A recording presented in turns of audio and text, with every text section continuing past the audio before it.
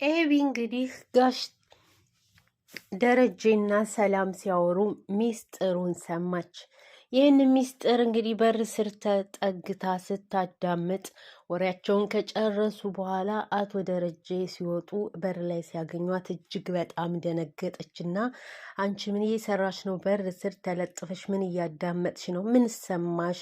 ይላት። አይ አባዬ ምንም የሰማሁት ነገር የለኝም፣ ገና ከውጭ የመጣሁኝ በር ልከፍት ስል ነው አንተ የወጣኸው ብላ ከዛ በይግቢ ብለው ካስገቧት በኋላ ሳሎን ቁጭ እንዳለች ሰላምን ስታገኛት አባዬ ጋር ያወራችሁትን ሁሉ ሰምቻችኋለሁ አለቻት።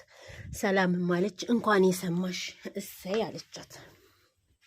ያወራችሁትን ሁሉ ሰምቻለሁኝ፣ ለማዬ ነው የምነግራት። ምንድን ነው ልጆቼንና ቤቴን ሚስቴን ጠብቂልኝ ብሎ ያልሽ ስትላት እሷ ሰላም ማለች እኔ ቤተሰቦች ጋር ሄጄ ነው የምወልደው ስለው እንደዚህ አለኝ። ስለዚህ አንቺ ምን አገባሽ ስለኛ አለቻት። የሰማሹን ሂደሽ ለማርታ መናገር ለትዬ መናገር ትችያለሽ እንደፈለግሽ። ኤቢ ምን አይነት ፍጡር ክፉ ሴት ነሽ ስትላት ሁሉንም ነገር ለማዬ ነው የምነግራት። ምኑን ነው የምትነግሪያት ስትላት አንቺ ከአባዬ እንዳረገሽ አለቻት። ሰላምም እጅግ በጣም ደነገጠችና ባለፈው ደረጀ ጋሼ ከቤት አስወጥቶሽ ነበር ይሄንን ብሰማ ስጋሽን ከነፍስሽ ነው የምትለየው። ስለዚህ አርፈሽ ተቀመጪ፣ ከፈለግሽ ደግሞ ሂደሽ መናገር ትችያለሽ አለቻት። ይህንን ብላ ጥላት ሄደች። እሷም እጅግ በጣም እየተናደደች ነበርና አቶ ደረጀም እንግዲህ ወደ ሚስታቸው ጋር ሂደው እያወሩ ነበረ። የአሳሰሩት ልጅ እንደተለቀቀ ለምን ተለቀቀ? 3 ዓመት መታሰር ነበረበት እያሉ እየተናደዱ ነበር። እና ማርታም እንግዲህ አለች እናቱ ተንበርክካ ጉልበቴ ላይ ወድቃ ስትለምነኝ እሺ አልኳት። ስለዚህ ተፈታ። አጠገቧ ካልደረሰ ተው እንጂ አጠገቧ ካልደረሰ ካረበሻት ምናምን መታሰሩ ምን ጥቅም አለው? እሱ ሁለተኛ አጠገቧ አልደርስምም ብሏል እያለች ደረጀ ግን እየተናደደ ለምን እንደዚህ ለምን ተፈታ መታሰር አለበት እያለ ሲል በስተመጨረሻ አለችው ለሁሉም ጥሩ ነው እባክህ ከዚህ ከሰፈር ከልጆቹም ለሁሉም ነገር ራቅ እንበል እዛኛው ቤት እንሄድ ስትለው አይሆንም አለ ደረጀ። አይሆንም አሻፈረኝ፣ በጭራሽ ይህንን ቤት ለቀን አንሄድም። እነሱን ስለፈራን ነው የምንሄደው። መቼ አልኩኝ እኔ እነሱን መቼ ፈራህ አልኩኝ? ተው እንጂ ደጀ አለችው። ሚስቲቱ ለስለስ ብላ እባክህ እኔ ለዚህ አይደለም ውሃዬም ደግሞ ያን እዛ ቤት መግባታችንን ብንነግራትና ብንስማማ እጅግ በጣም ነበር ደስ የሚላት ብላ እንግዲህ ለመነችው። እጁን ያዝ አድርጋ እያሻሸች ከሳመችው በኋላ እሻላትና በቃ አመሰግናለሁ ውሃዬ ነገር ስትሰማ ቤት ሁሉ አይጠቅማትም በቃ በጩኸት በደስታ ብላ በቃ ደህና ደር ተባብለው ተኙ ማለት ነው። በስተመጨረሻም እንግዲህ ናታን ኳስ እያየ ነበርና አቢጌል ሂዳ እንትን ስትለው ለምን ተነስቶስ ወደ ክላሱ ሊገባ ሲል እኔ ስለመጣሁ ነው የምትሄደው ስታይ አንቀላፍቶ ልተኛ ነበር አላት።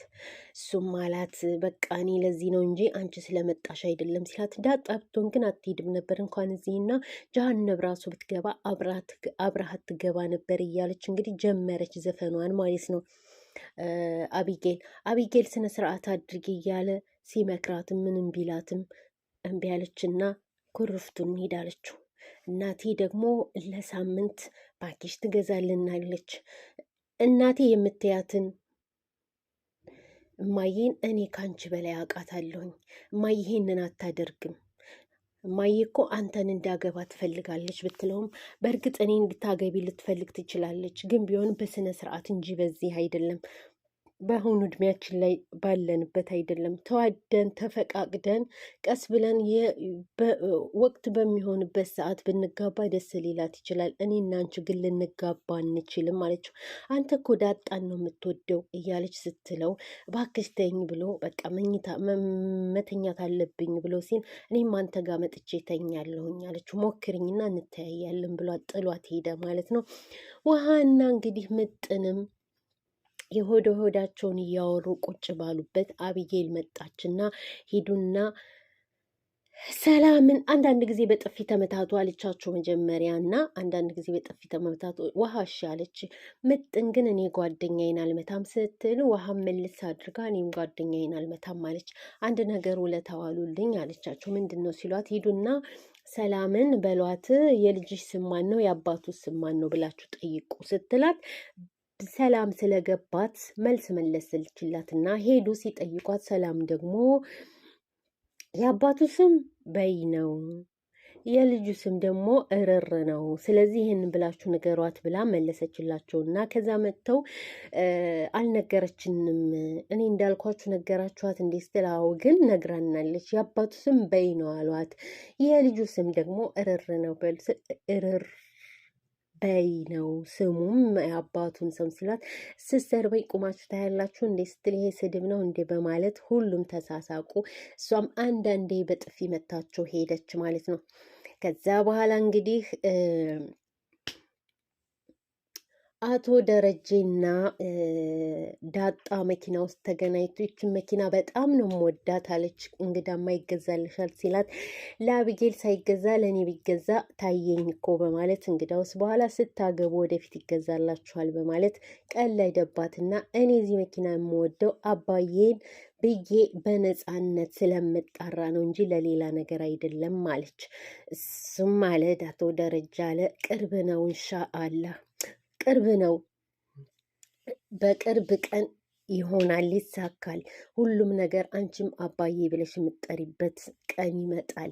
አሁን ግን ጥንቃቄ ልታደርግልኝ ትችያለሽ አለ።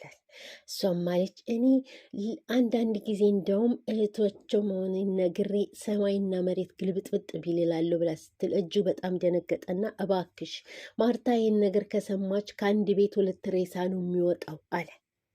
ምክንያቱም ማርታ የሚስጥር ከሰማች ማርታ ዳጣ የሰላም ልጅ ከሆነች የሚመጣውን እንግዲህ ዳጣ ልጅ ብቻ ስለሆነች ሳይሆን ወይዘሮ ማርታ የምትጎዳው ደግሞም የሰላም ልጅ ስለሆነች ነው። ሰላምን እጅግ በጣም ታምናታለች።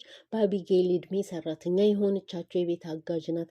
ስለዚህ አሁን ዳጣ ልጅህ ናት፣ ደግሞ እናቷም ሰላም ናት ብትባል ለወይዘሮ ማርታ ያለውን ስሜት መገመት አያቅትም። ለዚህ ነው አቶ ደረጀ ሁሉን ነገር በሚስጥርና በብልሃት አድርጎ መቆየት የፈለገው። እኔ አባዬ ሁሉም ሰው እያስጨነቀኝ ነው፣ አቢጌልም ናታንም ሰላምም ችን አቢጌልን ምን ላድረጋት ብሎ አባት ሲቆጣ ሰላምም እያስጨነቀችኝ ነው። ባለፈው እንደውም በሆነ እንትን የአዲስ አበባ ልጅ ነኝ ብያቸው ስትል ደረጀ ደነገጠና እንዴት ታረጊኛለሽ አለ አለች። እሷም እኮ ሸምጥጫቸዋለሁ አባዬ ምን ላድርግ እኔ እኮ ተጨናነኩኝ በማለት ሁለቱም ቃል ተገባቡ።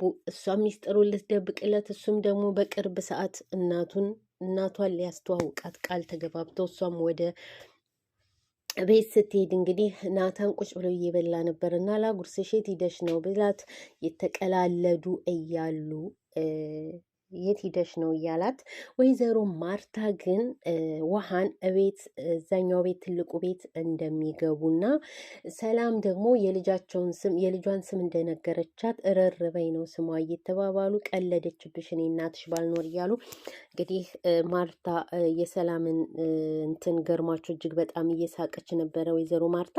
በመጨረሻም እንግዲህ ናታንን ላጉርስሽ ቢላት እምቢ ስትል አንተ እንደ ወንድ ልጅ አትበላም እንደ እያለችው ጥቅልል እያረች እየጎረሰች እያለ እንግዲህ አቢጌል መጥታ ደነገጠችና ትናላት ውሃ ሊሰጣት ሲል እምቢ ብላ እሷ ለመስጠት ሞከረች ማለት ነው አቢጌል ለዳጣ። ከዛ በኋላ ጉዳለ ዛሬ እዚህ ቤት አንተም አንቺም እያለች ሁለቱንም ካስፈራራች በኋላ የአንቺ ጉዳይ አልቅም እባክሽ መናገር ከፈለግሽ ተናገሪ እያሏት መጨረሻ ላይ ሚስጥሩን ልታፈነዳው ባለፈው ሰላም ሚስጥሩን ንገረኝ እያለች ነበረ። አንተም ቢሆን ለመናገር ፈቃደኛ አይደለህም፣ ለምኜሃለሁኝ፣ አንቺም እንደዛው። ስለዚህ